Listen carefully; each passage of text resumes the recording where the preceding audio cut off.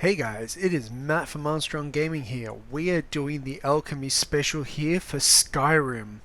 Alright, so the aims for this video is basically just to help an individual who is new to this game skill up and understand what could be a theoretically complicated set of scenarios for alchemy.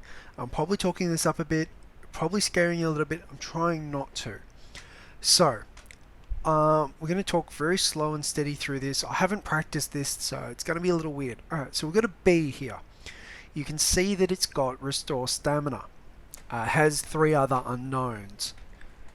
When you eat an item, you gain access to its first one. I'm just trying to find... There we go. Butterfly Wing. Butterfly Wing, I've got four unknowns instead of three. So, but we'll use Bone Meal. So bone meal, I've either eaten it or used it in a potion and discovered that it uses damaged stamina. Butterfly wing, I have no idea what it does. So by pressing A on this thing, you'll get a little in the bottom left hand corner. You can see you've got three options, which are eat, drop, and favorite. By pressing the eat button, you can eat it. I'm going to do that now. Alright, top left hand corner you can see restore health discovered from butterfly wing. You can also see that it's restore health in that first slot. As you level up your alchemy, there is a perk that will allow you to discover the first two. The first two effects from every ingredient when eating it. So, that would be the top left hand corner, which is restore health of that little 4, and the top right hand corner, which is unknown. So... Oh, I can't just have a simple one, can I? Come on. There. See the fly and mantia? How it's got resist fire and fortified 2-hand. They are considered resist fire in the number 1 slot and fortify on 2-hand in the number 2 slot. Alright. Death Bell has slow. That is in the 3rd slot. And you can see here Dragon's Tongue, which has fortified 2-hand, is in the 4th slot. So as that perk is increased, you can learn the 2nd, followed by the 3rd, and then the 4th. What that means is, for example, yep, that was just bad.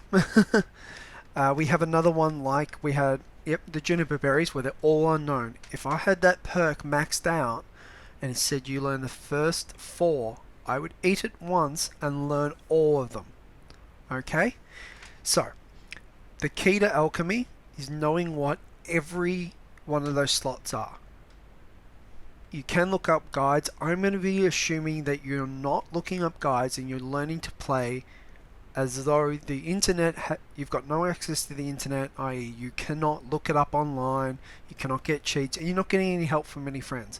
Of course you've got the internet, you're watching my video, but ignore that. So, if this video was being shown to you, and this was your only reference source, I'm going to try and give you as much information in as simple terms as possible so that you can level up your alchemy. So, what I'm going to do is, as you can see, I've gone around, I'm just having a moment with my controller, and I'm going to go through every single one of these items and look at the number 1 slot. Alright, and B, it's restore stamina, and bleeding crown, it's weakness to fire. I'm going to go through and I'm going to go and see any item like this one where I don't have that slot known. I'm going to eat it.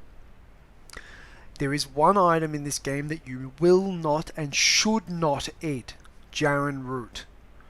You can get it as part of the Dark Brotherhood quest. I don't want to give any spoilers away because this has come out before I've done that quest in this game. Don't eat Jarin root. It will kill you. Doesn't matter what your hit points are, it's an insta kill. Okay? So we're going to eat our charred skeever hide, and we've got none of them left because I only had the one. We're going to eat our death bell because I don't know that slot.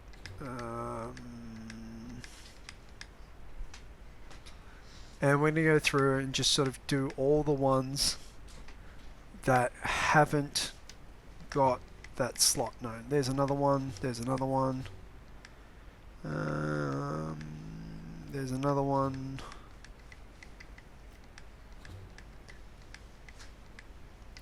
There's another one, there's another one, there's another one, there's another one. Alright, until we've done them all. Now you can see in the top left hand corner, they're all popping up. Alright, so the next way to do a investigation regarding what stuff does, as you can see I've already selected the blue mountain flower and the hanging moss, is to be able to make a potion of an unknown effect. Here we've created a potion of damage magicka regen. We've discovered the following effects. Damage magicka regen on both items, the hanging moss and the blue mountain flower, and fortify health on the hanging moss. So as you can see there, just beyond that little screen, you can see poison of damage magicka regeneration, value 249. That's really good. What you want is you have a potion with multiple effects. So that's one of the ways of learning other effects. So when we look at, if we clear it, we now know in the fourth slot, damage magicka regeneration on blue mountain flower, and we'll go down to the hanging moss. If I've got any left, yes I do. As you can see there, they're fortify health and damage magicka regen there.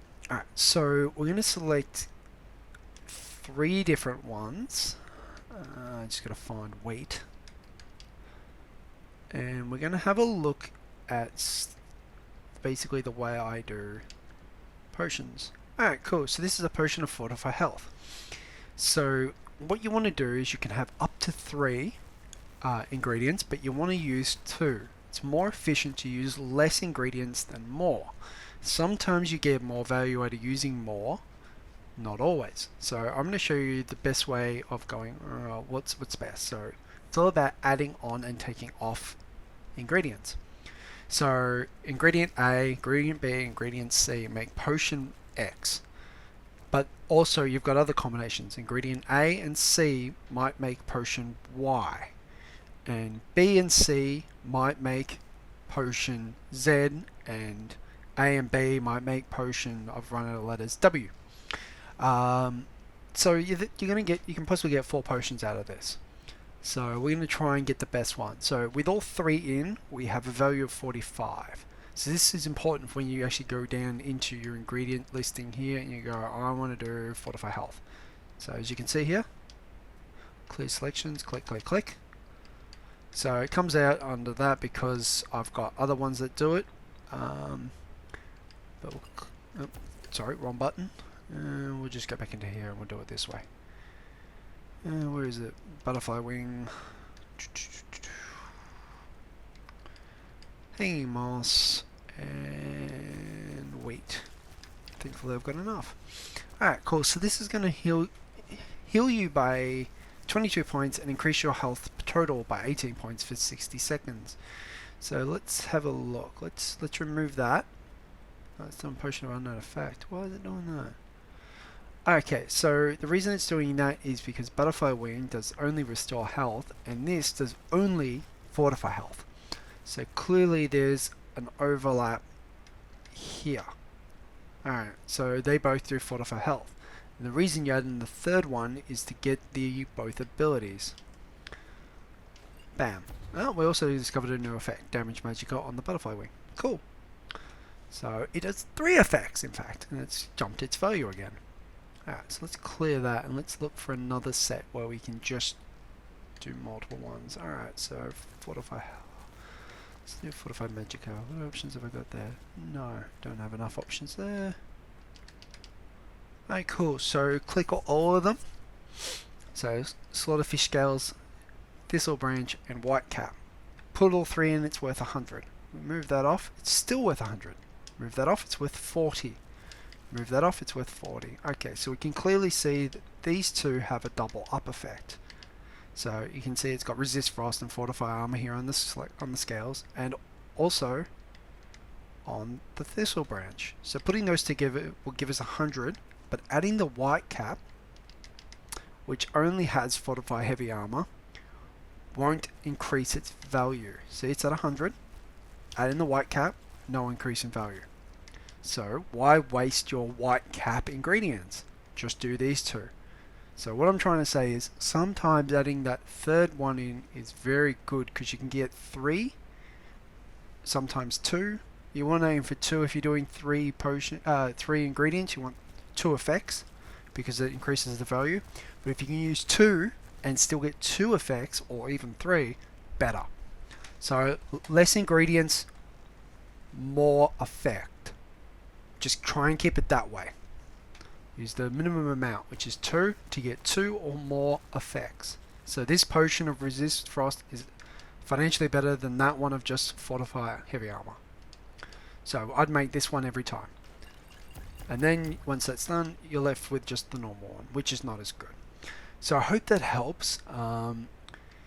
Obviously leveling up alchemy can be very profitable, and you want to sort of look at the ones that make profit, like Poison of Slow.